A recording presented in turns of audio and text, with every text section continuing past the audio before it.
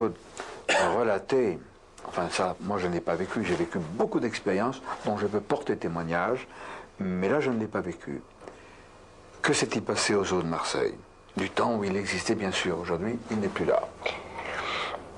Aux eaux de Marseille, nous avions appris, par l'intermédiaire d'un article de journal qui avait été soigneusement plié à l'intérieur d'une orange, bon c'est évidemment pas quelque chose qui est courant, enfin c'est ce qui nous arrivait à cette époque-là, on avait reçu une orange à l'intérieur de laquelle se trouvait un article de journal qui était conséquent, qui avait des difficultés apparemment pour entrer dans l'orange, et sur lequel était mentionné les sévices qu'avaient pu subir des animaux aux eaux de Marseille.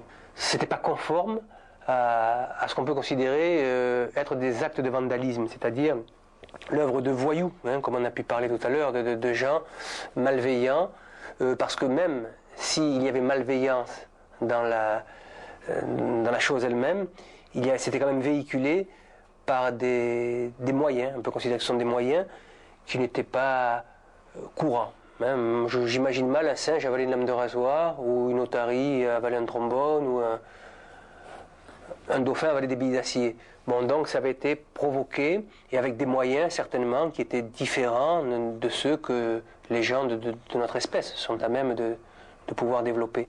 Ces êtres, ou d'autres, semblent agir parfois avec brutalité. Ça nous déconcerte un peu. J'en ai parlé dans ce livre que j'ai consacré à Jean-Claude Pontel de façon romanesque. Et ces êtres, je les appelle des vaouns. On ne sait pas au départ si ce sont les bons ni les mauvais. Alors, qu'ils agissent avec brutalité, ça nous surprend. Ça ne nous paraît pas normal. Et lui en particulier, cette affaire dramatique, pénible, du zoo de Marseille. Mais il était question d'un article paru dans un journal marseillais. Et Jean-Claude Pontel ne le retrouvait plus. Et un jour, nous allons manger au restaurant à Marseille, un restaurant chinois. Et on s'installe à la table. Nous n'avions pas réservé les tables, c'est important. Et en enlevant la serviette sur la table, on trouve cette pochette avec des étiquettes Air France, telles que celles que beaucoup de gens, dont moi-même, utilisent pour leur courrier.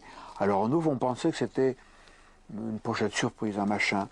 Et Jean-Claude l'ouvre, parce que c'était sous son assiette, et que trouve-t-il? Ce vieil article, paru dans un quotidien marseillais, relatant les atrocités dont ont été victimes certains animaux de ce zoo. À découvrir ce qui a fait périr ces animaux, on voit bien qu'il ne peut pas être question de voyous. Cette énorme pierre qui écrase la tête d'un crocodile, on ne voit pas les voyous soulevant une pierre de 50 kilos pour lancer sur la tête d'un crocodile.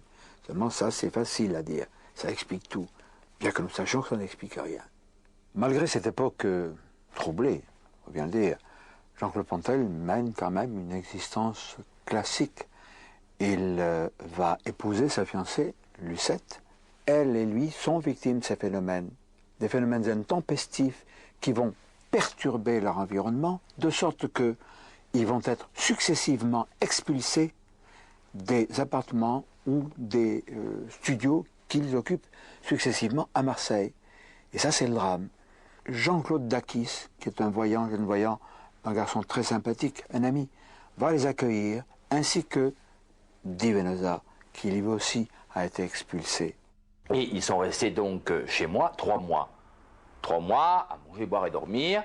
On mettait des matelas pneumatiques, on se relayait. Ma mère, qui malheureusement est décédée récemment, était témoin était observateur elle aussi en premier. Elle se ferait un plaisir aujourd'hui de narrer cette histoire parce qu'elle s'est beaucoup amusée et elle a, je crois que c'est la seule d'ailleurs qui riait tellement et qui me disait mais enfin que voulez-vous que le Seigneur nous envoie? Ça peut être que des bonnes choses, n'ayez absolument pas peur, c'est des communications fabuleuses. Un soir, mon ex-femme et moi recevions des amis, et vers, je sais pas, 10h30, 11h, un coup de fil affolé. Je ne sais pas si c'était Jean-Claude Pontel ou si c'était un autre de l'équipe qui m'appelle, mais viens vite, on est à tel endroit, Castellane. Crystal Bar. Crystal Bar. il y avait un jeune garçon, je crois qu'il s'appelait Gérard, qui avait une moto, il avait un casque. Et on était donc là assis à cette table de bar et en train de boire Coca-Cola, Orangina, tout sauf de l'alcool, enfin peu importe. Et on buvait tous ces trucs-là. Et puis subitement, la table a commencé d'une manière verticale à quitter le sol pour rejoindre en fait le ciel à la hauteur de notre nez, à tellement à la hauteur de notre nez que le fameux garçon qui avait un casque s'est pris la table sur le nez, a commencé à saigner du nez, le pied de la table sur le nez, saigner du nez. Et la chose fabuleuse, fantastique, c'est qu'aucun des verres sur la table n'est tombé. Aucun des verres ne s'est renversé. Cette table a simplement bougé dans tous les sens, allait taper l'un, taper l'autre, etc. Et tu es arrivé au moment où nous étions debout, prêts à partir, et à raconter. Et là, nous avons continué sur le Prado. Et c'est là où, assis sur les bancs, nous avons reçu les lames de rasoir, on a traversé le Prado, les bancs qui se ramollissaient, enfin bref... C'était effrayant et à la fois on se disait toujours, est-ce que demain ça sera plus terrible que ça? Cette envie à la fois de savoir davantage, mais j'avais la conviction tout au long de ces manifestations que ça ne s'arrêterait pas à cette forme de, on peut dire, de brutalité.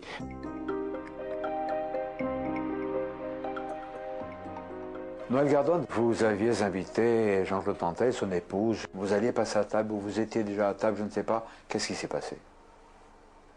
Déjà, quand Jean-Claude est rentré, je ne sais pas si c'est ce soir-là, mais je sais que sa femme était en premier. J'ai ouvert la porte, il y avait sa femme, Jean-Claude derrière, et les lampes ont éclaté dans le couloir. Après, pendant le repas, il y a eu des tas de trucs, des objets qui volaient, qui tapaient sur les vitres, sans les casser, avec un bruit fracassant, mais il n'y a jamais eu de vitres de cassées.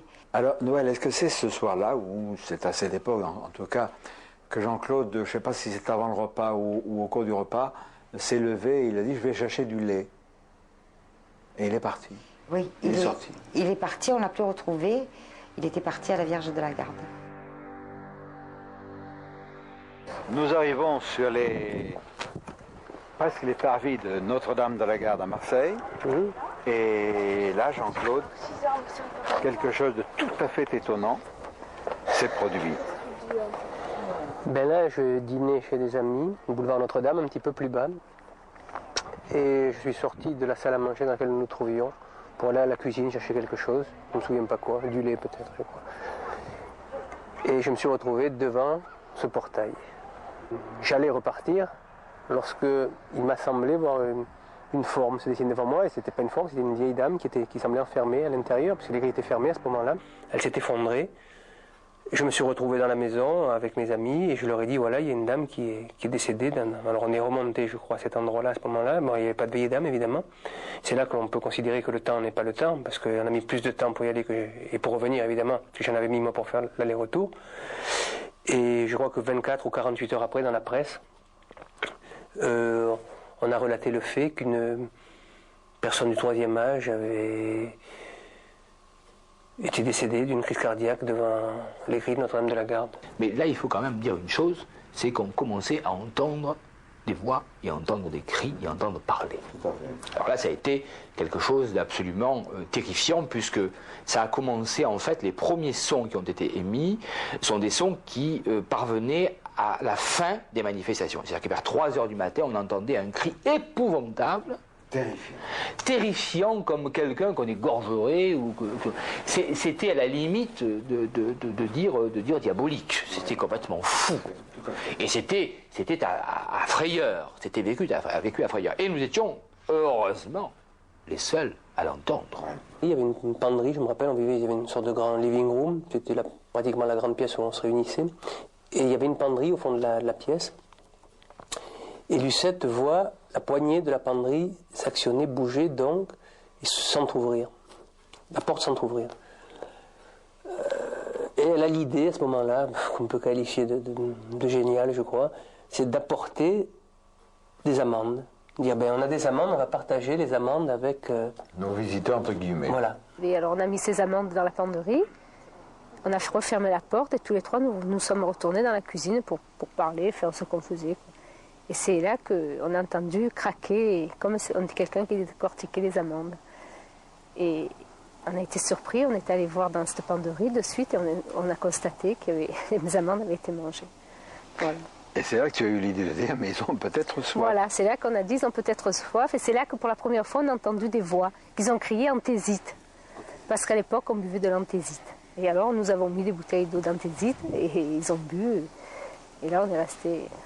Ils se sont présentés comme étant des personnages pouvant atteindre des fois 3 mètres de haut, à ne manger que très rarement, environ une fois par mois, boire aussi de temps en temps une fois par mois, raffoler de l'anthésite, puisque nous enfermions des bouteilles d'anthésite dans les placards, nous mettions des noix et nous entendions les noix se briser, l'anthésite, la bouteille du litre passait à une vitesse grand V, je veux dire, bon bref, ils raffolaient de ça, et ils se nourrissaient comme ça à notre insu, et quand on le voulait